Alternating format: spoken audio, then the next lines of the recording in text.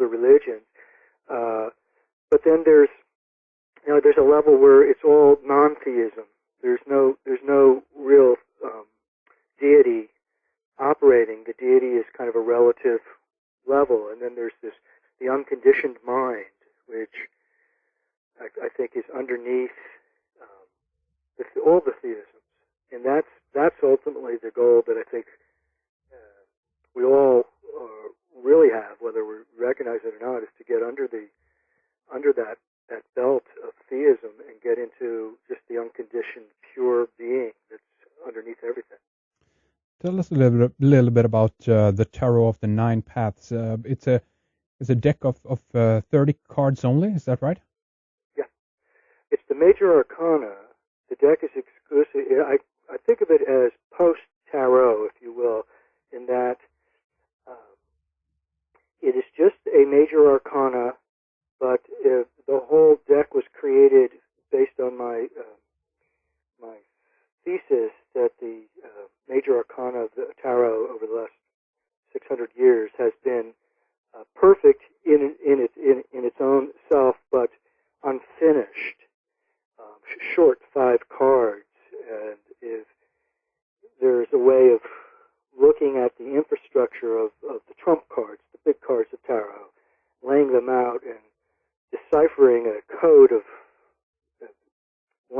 meaning in between the cards that really, I think, suggests that somehow the deck stopped on the third row, and 5 new cards really needed to emerge to create a symmetry of the body of information we call the major arcana of tarot. Those are the trump cards. So this deck has moved the major arcana from 22 to 27 cards. It's added 5, all correlated astrologically and kabbalistically and numerologically in ways that we're careful not to upset the existent tarot, because I'm very respectful of that. Mm-hmm. But it kind of has brought it into the 21st century, and at least that's what I believe. And then there are 3 more cards in addition to what I call the matrix of the Tarot of Nine Paths. One is a card which is called the Quaternity, which is the entire minor arcana in one card. Mm-hmm. And so pure tarotists will not at first wince a little bit, because the minor arcana, which is the suit cards, are important and beautiful tradition in their tarot. They're not in this deck, and there's a whole discussion as to why. Even though I've been teaching the tarot for 20 years or so, so I'm a big fan of the minor arcana ordinarily. But in this deck, TNP, it's just the majors, and then there's these 2 other cards, and the other card is called the Traveler, which is really a symbol of it's really who we are as kind of ordinary people with who are living in this postmodern world, trying to figure out how we can deal with the historical reality of being in Europe or America or whatever, and being in our lives and our jobs and families, etc., and having a deep sense that there's also a spiritual strata or a spiritual mandate in our psyches to develop our consciousness. So that card, the Traveler, really symbolizes we as ordinary human beings about to step on the path of the Tarot of the Nine Paths. Mm. So that's what that deck is about. Interesting. And like I said, the cards it took me about a number of years, were each done in a sand play scene that was in kind of an abstract way, carried my sense of the meaning of that particular card. Mm. So that's what that is. Interesting. What would you say, I mean, in regards to that, the time that we're living in, if we talk a little bit more about this Traveler, I think a lot of people listening to this program and so forth can kind of identify with that in regards to kind of seeking a spiritual path or trying to figure out kind of in a way where we're going. What do you consider to be some of the, this is a big question, of course, but some of the problems that we're facing right now, and how can we deal with them, or how do we better, I guess, in one sense, overcome these problems? That's a great question. Well, where I would start with is the conditioned mind and the way our thinking processes, our, almost you could say our human neurosis, and the culture that it's created has conditioned reality with to look very much the way it does, where we've kind of, whether we're born into this realm that's based on, hatred, greed, and delusion, as the Buddha taught, the three poisons, and it rests on this kind of consumerist, capitalist, or alternative to capitalist kind of economic world, and the individual is a pretty new entity. I mean, I think that only in the last, the modern period, maybe in the last several hundred years, has there been much time for an individual psyche to stop and make choices about how they want to live their lives, because there's been such a push in survival for in the whole human history. Yeah, that's right. So now it's very exciting in that we're both at a very dangerous and very exciting age in the history of the human experiment, and so it's particularly hot and alive for people like that listen to this show, who are now living in this at this time, and also have access to all of these great wisdom teachings and tools. So it's a very fascinating time that we're here.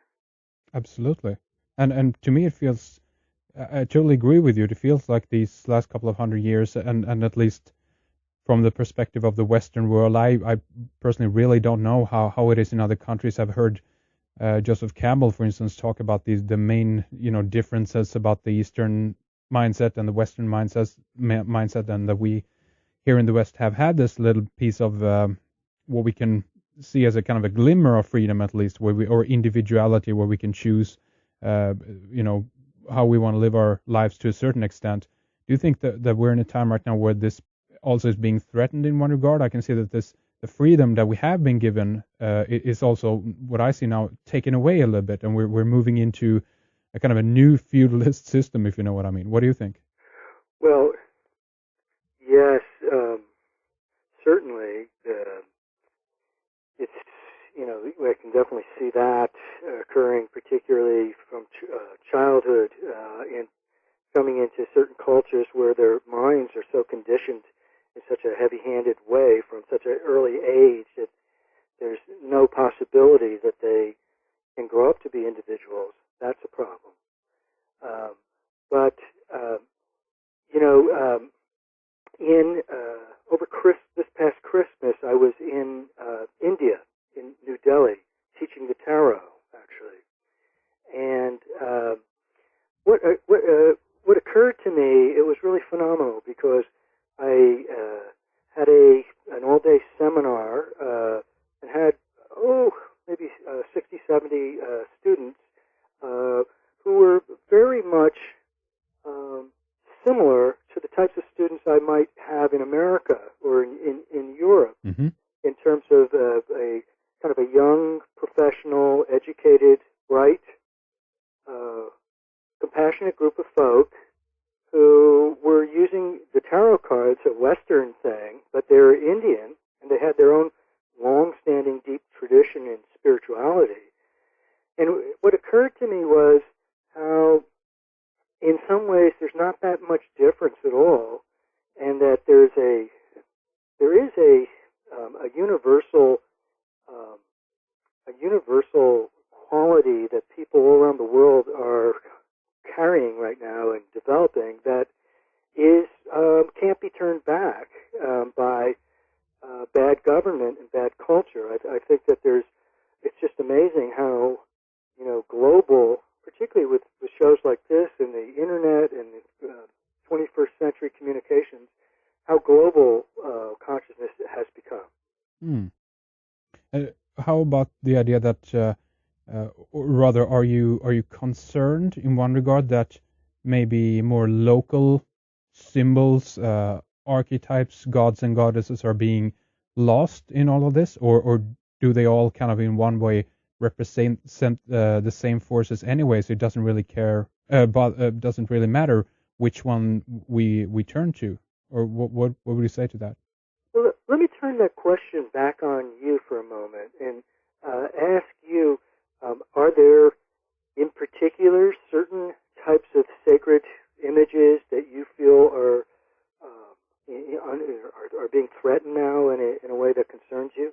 Well, I'm asking the question because I can only see what has happened, I guess, here up in Sweden, for instance, where for a time it was even considered, racist to identify with Thor or carrying a Thor's hammer around your neck, whatever. And if we look around in some of the major cities up here, we have statues of Greek gods and goddesses. We have Poseidon here in Gothenburg, for instance, at the main avenue or the main strip, as it were.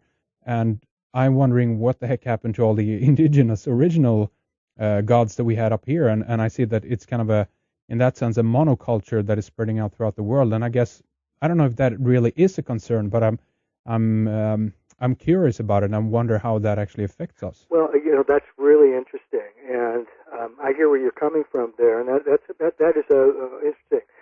I think that the problem always is about identification and attachment to anything, and if the thing about these archetypal energies is that they carry this collective mentality with them. I mean, we can look at some of the great, disasters of human history, like the Holocaust and things like that, which emerged around certain archetypes where they became very strong in the collective consciousness, and a certain kind of mob mentality operates when you're tapping into an archetype on a societal level that in some way forces or